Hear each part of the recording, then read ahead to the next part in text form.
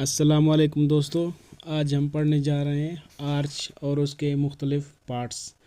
जैसा कि आपको स्ट्रक्चर नज़र आ रहा है और उसके कुछ पार्ट्स मैंने मेंशन किए हैं, इनके बारे में पढ़ते हैं।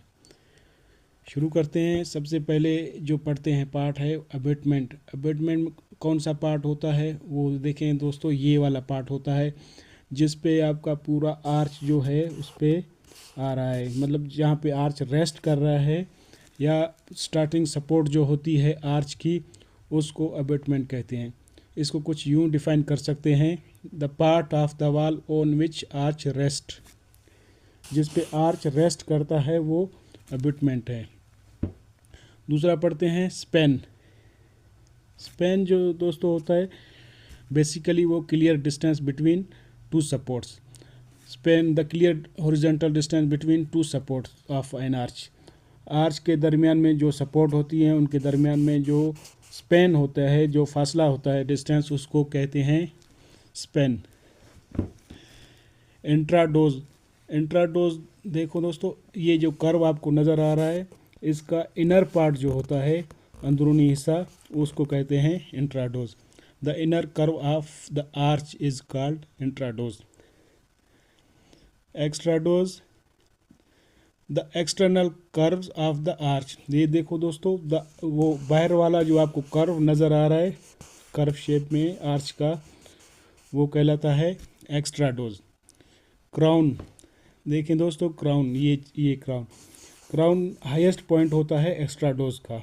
The highest point of the extrados is called crown.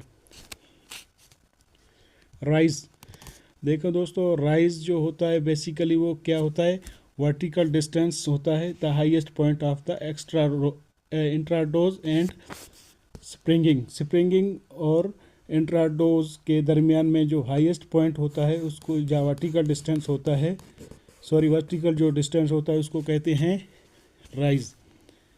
देखें keystone. Keystone the highest central wedge shaped masonry used in the arch.